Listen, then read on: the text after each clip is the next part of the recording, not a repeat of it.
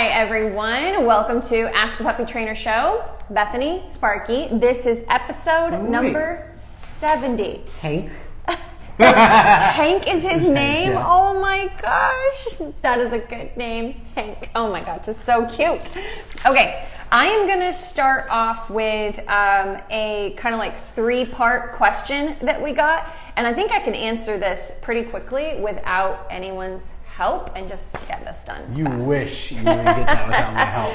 Is it best to train a puppy on a puppy pad and then moving them closer to the door so the puppy eventually goes outside? The reason I'm asking is because we used to have a newspaper trained dog, and even as an adult, sometimes he struggled in the evenings. I tried leaving newspaper or a puppy pad out, but all he did was tear them up. I want to answer it. No. I want to answer it. So, it is okay to use potty pads, but we do not want to assume the dog is going to find the potty pad. We want to, as a very young puppy who's not vaccinated, cannot go outside safe and comfortably, we want to use the crate still, create structure, and then when we bring them out of the crate, we take them to the potty pad. So what, they're supposed to wait till the dog is 16 weeks old to take them outside? No, but you can still have a dog that's 12 weeks old, that's vaccinated to the point where they can be... A lot of them is 16 weeks. Well, that's now because vets are crazy. Okay, so don't listen to him and just stop using your puppy pad and your newspaper. Yes, they do that.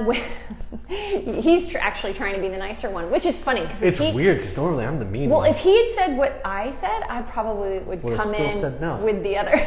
Okay, still said no. Hang on. Well, so we'll give you a couple of like options, but honestly, just start taking him outside right away. If you have a backyard, and unless it's crawling with raccoon poo and all kinds of random stuff, your backyard is fine. Go ahead and start targeting them to teach a spot. They will learn how to go outside much faster with litters that have been trained just on newspaper. That's just habit. They're just going on the floor.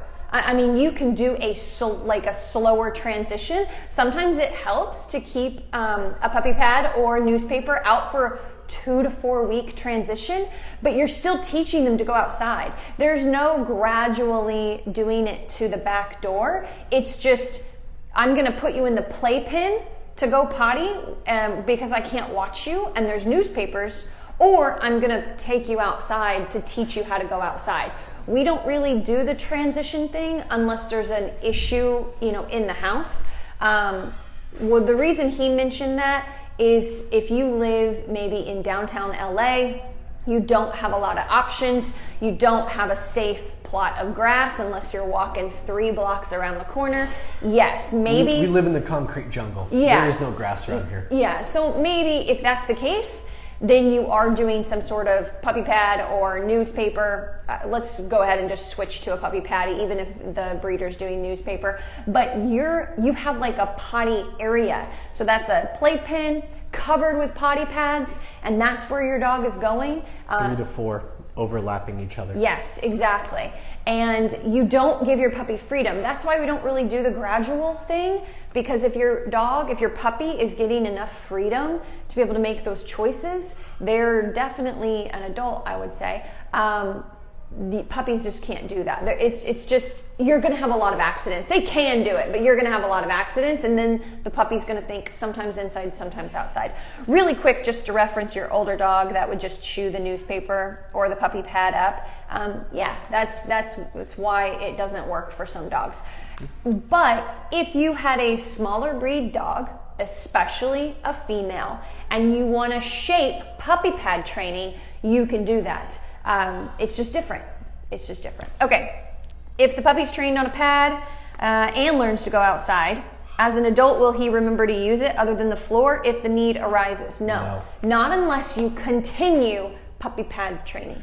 What we usually recommend for a few years. If you're going to get your dog outside, just eliminate the potty pad. If you have both worlds, use the outside. I know it's more convenient to use a potty pad inside if you don't want to go out there and maybe you have harsh winters or something. But when it comes down to it, a potty pad in your home is teaching your dog to pee in your house.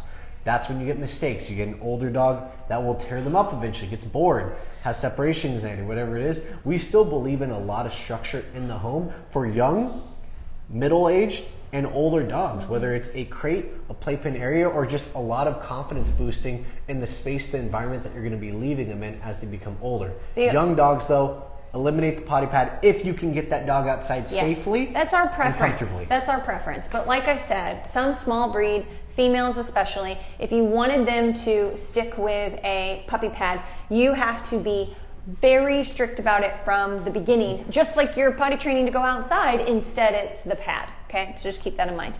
We would like 2 puppies. This I don't understand. The breeder recommended Littermates. I would suggest talking to a new breeder.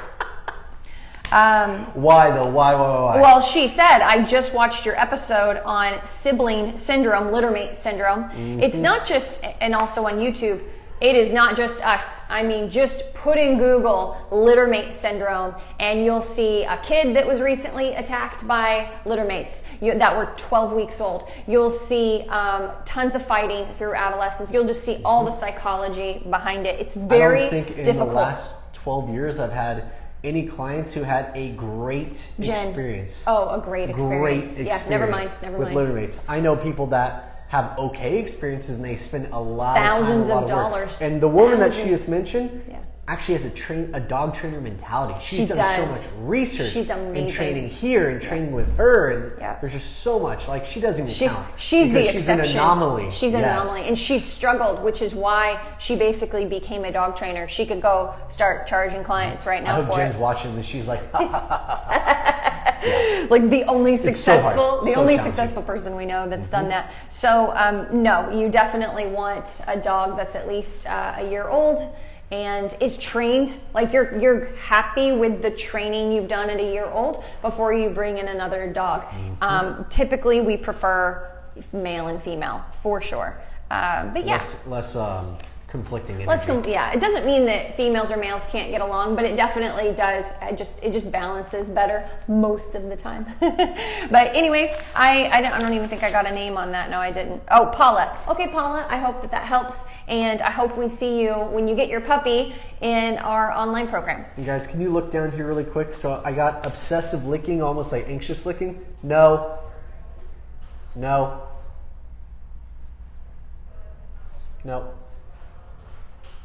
Good. So you saw the disengagement, just a firm, stern push. We're not hitting the dog. All we're trying to say is, hey, enough of that. Non-emotional.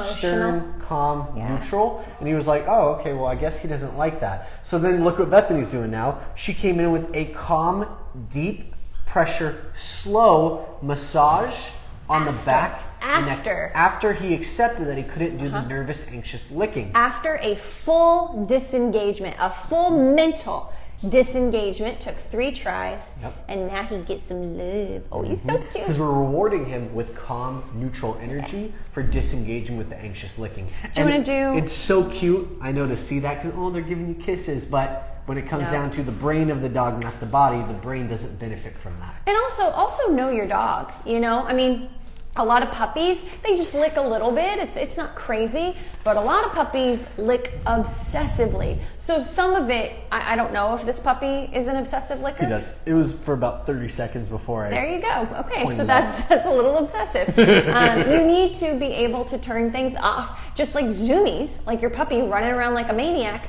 So that's fun. My dogs do it, but I can stop them on a dime, and I could also start the zoomies. Like, I could get them into it and I could stop them. So it's really just, you know, chocolate cake. It's great in small quantities, but not if you have a whole cake. Like, everything is just about balance and what you can control. So just kind of keep that in mind. You want to do the smaller one? Oh, you don't want me to have that one? Oh, I don't know. I haven't read it. No, this is your jam right here. All right, hurry up. He keeps licking it. Hurry up. Don't rush me. Oh my gosh. Okay. What are you doing? You want to stay back there? From Aurelia. Hey, I just got a Labrador puppy on Thursday, and right now he's very playful, but also chews on knobs, although he has lots of toys in front of him, and I was wondering if there's any way I can prevent him from doing so. Nope. Sorry, no. Well, prevention means that you have control over what he's doing and where he is. So you can't do what Sparky just did and block and say no.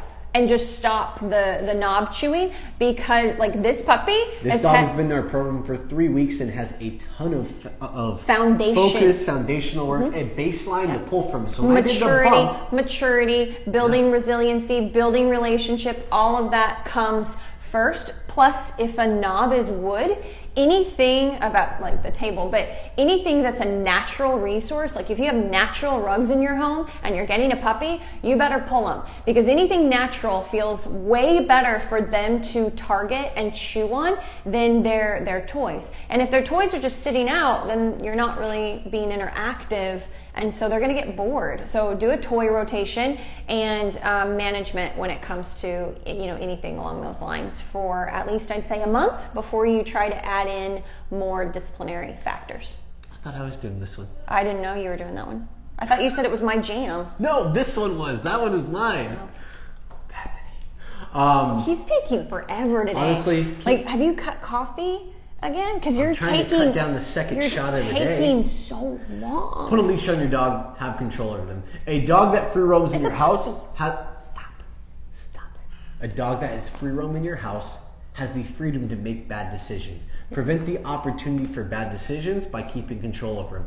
Something as simple as having a leash on them, and anytime they start moving to areas that you don't like, pick up the leash, redirect them away from it. She just got the puppy. It's too young for that. Well, I'd still use the playpen then. You can do that. I'd be more preventative. You can do that in a couple weeks. Yeah, you need more management. Like he said, for the second option, playpen, crate rotation. When your puppy is out, you're actively working and playing with your puppy. When that's not happening, you have a playpen or crate rotation. I'm going to give you 4 months or younger, and I'll do what she just said. Gosh. If they're over 4 months old, then I'm doing also leash when they're out of the crate. Okay, so Marie says, I am in desperate need for help with my 2 dogs. Is there anywhere you could point me to some resources? For some backstory, they're 1-year-old brothers, who I've raised since birth. Sorry, we just went over littermate syndrome earlier, so that was my dramatic tone. So she's probably like, why did I get that kind of shade? So sorry, that was not for you. We just talked about littermate syndrome. Okay. We got them fixed months ago, hoping it would fix it. It doesn't. If a trainer or a vet tells you that, they are fibbing and giving you false hope. But unfortunately, it just got worse. They're fighting to the death. They sent me to the ER. I don't know what to do. I don't want to separate them. Geez, this is a tough one. Geez, Ricky. We need a star and a warning above this. We're like, puppy, puppy, puppy. And yeah, my dog sent me to the ER. Everyone in the house says they're totally calm while I'm gone. Did I do something wrong? Good gosh. Okay, honey, you got yourself in a tough situation from the beginning because you didn't know. You didn't know that. First of all, I don't know what breed you have, but some dogs are very difficult dogs to own in general. By themselves. Personality, breed, and then when you get littermates, you get littermate syndrome, and you can do a Google search and go down that rabbit hole. And so it's very possible. I'm just going to go down the typical list. Everybody, just for the record, we're talking about older adolescent dogs that are fighting and sent their owner to the ER. So we need context. Spoiling, too much softness. Dogs know the word no before they get to you. They've learned it from their siblings. It's part of nature. And when they get to humans, when they're puppies, they stop teaching no until they see frustrated behaviors. Then they try to add no. But you've been soft or permissive. Even if you haven't done too much affection, just a lot of general permissiveness in the household can lead to having no control over your dogs. The only reason I say that, this is not just for you, Marie, this is for everybody out there struggling with their dog. I say that because it might not even be Marie. Marie may have not even done that. But I say that because it's so common. And when we're fighting our dogs and trying to get them to listen, but we don't have the relationship, we started off, unfortunately, with a bit too much love or freedom. They just don't believe us. And to try to come back from that, for dogs that are trying to kill each other and have sent you to the ER as a result, Is it impossible to work with your dogs and still keep them both? It is not impossible. I've done it before, but I'm going to be honest, your whole life changes. Your lifestyle, your structure in the home. You're more focused with your dogs on finding moments to build impulse control and set a tone than you are having a companion. It's a very difficult lifestyle. It's a very difficult change that everybody has to make in the house. And just so everyone knows, I'm going into this because she specifically said the dogs are calmer when she's not there. Are we still live? Okay. We are. Yeah. Is everybody still out there? That was a little iPhone glitch. That was fun. So my professional opinion, and I give, if you were to call me, if we had a phone call and we were to talk about this, I would go over the extensive amount of work it takes to have a chance at living with both of your dogs, but they will never be alone, unsupervised, together again. Never with any resources, toys, food, none of that. Unsupervised or free, none of it. It's a complete lifestyle change to even have a chance. So in my professional opinion, I would rehome one of them. I would pay for a trainer, and I would get some help and make sure they have a foundation to move on to the next home, and I would absolutely rehome one of them. That will make for a much easier time. But maybe you're not looking for an easier time and you want to really put in the work and completely change your style and how you're living and how you're working with those dogs. I'm going to leave it at that because I'm getting into the weeds a lot for the puppy show. But yeah, this is a really serious matter. I hope everybody realizes this. These are adolescent dogs. These aren't puppies anymore. But I'm just saying that Marie is not alone. Lots of people are dealing with adolescent dogs that are biting them, attacking other dogs. It is a serious issue, especially in Western countries. It is a serious thing. And I know it's a puppy show, but I want everybody to remember that. Anyway, that would be my advice. What do you think? That's not even the one you thought I would answer. This is your category. This is Bethany's jam. I send my dogs with these issues to her, so her answer is the best. Okay. Oh, did I just compliment you? I don't know what to do. What is this? I don't know what to do. Don't worry, guys. I'll find another reason to shut it down. Let's do a TikTok. I got one. Let's do a TikTok one. She's on. We got her live. Oh, okay. How can I get my 11-month-old Shih Tzu puppy to stop running away? The door opens and she's off. Okay, I really need help with this. Yes, you do. All right, I love this one. Let's talk about thresholds. It's a 11-month-old, so we're talking about a 1-year-old dog. So this is what I would do. You do your prep work, and then you do your your foundation, and then you do your surprise. This is how it is. This is your correction, basically. So you want a leash, and you can use food if you want. Actually, I'm going to talk over to TikTok because it was a TikTok question.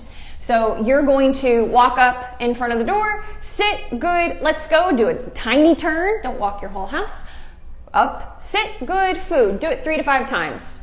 Then you're going to walk up to the door and jingle the handle. And when her little butt pops up, she's on leash. No, sit, just do a verbal no, or you don't even have to say it, just sit, food. And when you go to open, so you do this maybe 5 to 10 repetitions, you haven't even opened the door yet. That's just your prep work. You're just setting a little bit of an expectation for what you guys are doing together. Now the big thing is going to be blocking. I want you to open up your front door. You've got your dog in a sit. You're going to open up your front door. Instead of holding her back with the leash, when she gets up and sticks her nose into the 2 inches that you've opened it, you're going to, don't step on her, but you can get in front, like if this is the Shih Tzu, I'm going to get in front with my feet, and I'm gonna face her directly, not the door, but I'm gonna get in front and I'm going to make her give space, and I'll hold the leash out and away from me to help me out so she doesn't go through my legs and I step on her. So basically you're claiming the door. So sorry, he's not the Shih Tzu, he's the door. I don't know what's wrong with me today. Okay. So yeah, he's the door. So I'm facing the dog. So I wedge myself in between, or I prevent her from getting up there in the first place. And I'm like, no. And I block. And then you guys can kind of see my legs, right? So when she tries to go between, I'm like blocking. I'm like a herding dog now. I'm like, nope, nope, nope, nope. And then she finally gives up. She's like, what? Good. Sit. Don't try to use food to prevent her trying to go through the door. You're bargaining. Yeah, that would just be bargaining, and she'll still always fly through. That would be one thing. That would be one thing you can do. That's just your beginning prep work. That's like the first stages. You want to claim the door. Then you do need a no of some sort. Being a small dog, I probably wouldn't use the door as a block. Some dogs I will that are kind of hard-headed, bigger puppies. Break that little dog in half. So what I would do is you could use it as spatial pressure though. Just don't make contact. Use your body to do that because you can regulate your energy and how firm you are. And then at the end of the day, you have to practice setting up scenarios. You have to continue to keep this sharp. So you got to do it forever. Having her wait at the door, look at an open door, and then eventually stop using the sit and just practice opening the door, walking out, getting the mail, or just walking down the hallway, whatever it is outside your door, coming back in, good. And you can use food if you want, but it's something that has to be practiced and kept sharp for the life of the dog. Do you have anything to add? Yeah, I like to, when I get done with all of that, usually I do that in a first or second owner lesson with the dog because threshold is super important for coming out of the crate. That's your first time to practice it. Makes your door work a little bit easier. Do the door work just like what she said. And then I move to a long leash, and then I'll have that door left open. I won't close it. Practice for on at least a long like 20, lead. 30 minutes. Yep. And then I'll walk the dog to the door, and I will practice walking the dog to the door, having them sit. Hand command. I won't use food at this point either though. And I I have the end of the loop of the leash, and then I walk out the door, dog tries to follow, quick turn into the dog, move into them, very similar like how she mentioned with opening the door a couple inches, Firm. This is invading her firmer. space. Yeah. My movement is not just like, hey, no, it's no, firm, stern, moving. Mean walk. it. You have to mean it. You gotta have have oomph to behind it. You have to have intent. If your dog doesn't believe you, they're going to run out that door. Move in, get them to back off, and once they back off, get them to sit at the door. Good. Go back out a few steps. You're proofing That's key. this threshold. Don't You can't just stop. go back in and stop. You Yeah. have to do it multiple times. Get more distance, get more distance. I had a dog recently over the last 2 weekends that was horrible at this. His name was Tucker. It was probably one of the worst I've seen. But by the end of the second week of doing this, I remember going to the house and pulling up in my car and seeing their front door open, him sitting there at the door waiting for me. And I was like, oh. It was very gratifying to see. It does work, but it takes time. Yeah. If they've gotten used to running out of it, then you got to go back to her steps. Don't do the long leash yet. Yeah. Get the dog proofed. Even an older dog. I know we have people with older dogs that watch this. It's never too late to practice this, but you got to do more of her stuff before you can do my stuff of using the long leash. That's it. Yeah, the long lead is an important final proofing step for sure. You can proof with the short leash, but you're not going to get that far with it. You're not going to Proofing get the does reliability. Thank you. Or Yes, that's like what I'm the looking for. comfort. That if someone actually opened your door, or if you thought your dog was in another room and you just opened your door and they're actually right there, you won't get that comfort of knowing it's fully proofed without the long line, I think. Yep, I agree. Okay, from Andrew. How do you deal with a puppy that isn't food motivated? She constantly nips at people. I'm going to hold off on that part. Let's talk about the food motivation. Well, do I have an age?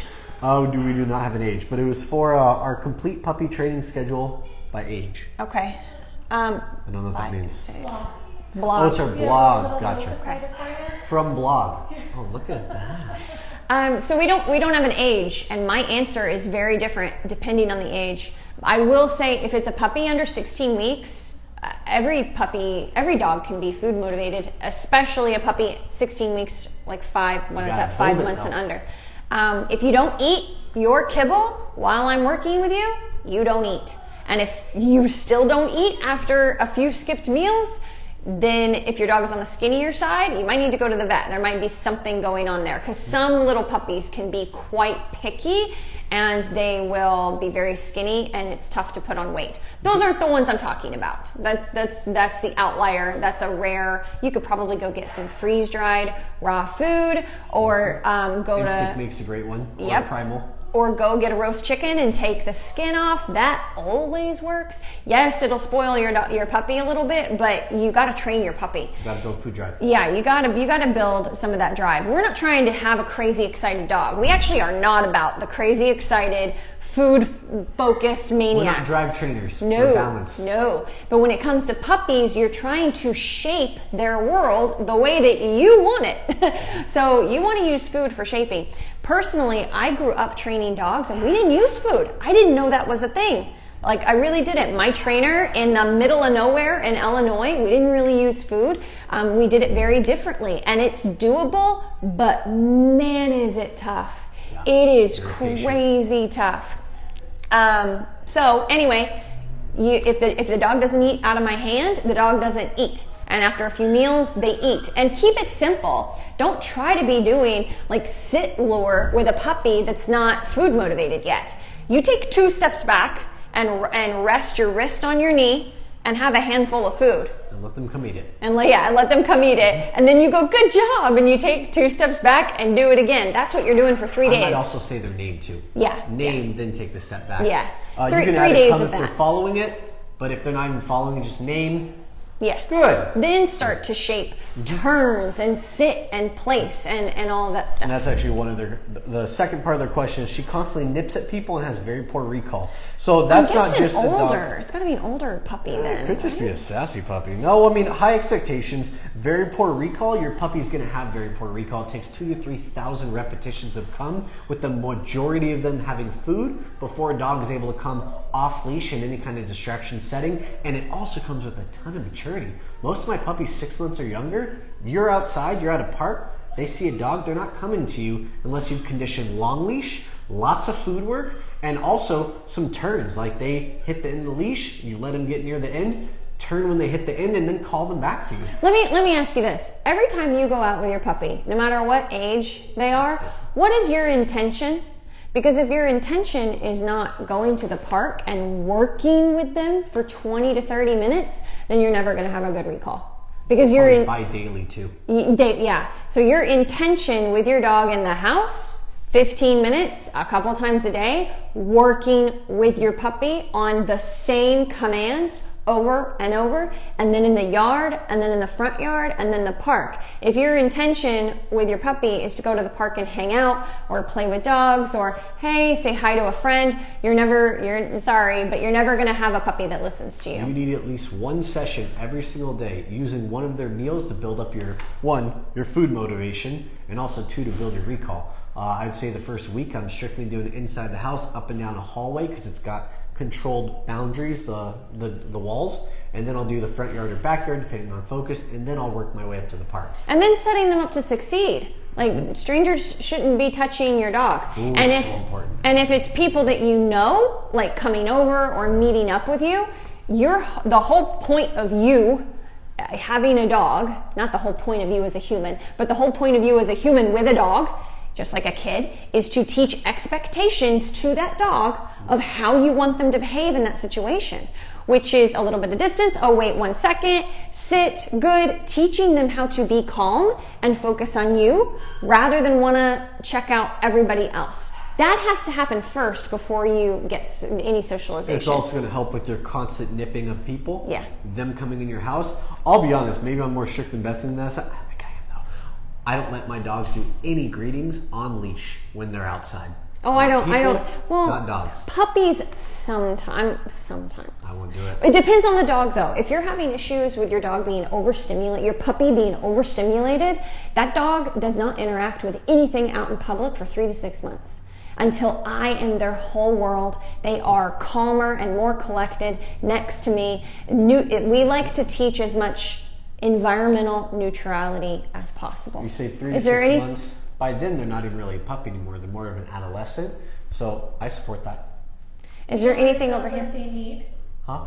The online school. Oh, you see what Ricky did there? I like that. So what you guys need is our Puppy Academy online school, where we go over all of this in our classes with our lives every week at 4 p.m. I just wanted to do a follow-up over on TikTok, our question about the front door flyer outer, the Shih Tzu. She says, thank you. Shih Tzus are so stubborn but cute. You are correct. Some of the Shih Tzus I've worked with are crazy stubborn. I don't know if it's breed or because they tend to be spoiled rotten. I'm not totally sure about that. Probably both, but they do tend to be stubborn as a breed. And yeah, she says thank you. All right, guys, thank you so much for joining us. Yeah, it sure did. We'll see you same time, same place next week. And if you join our online school, we have another one of these at 4 for a whole hour. Yes, we do. Yes, no, nice marketing.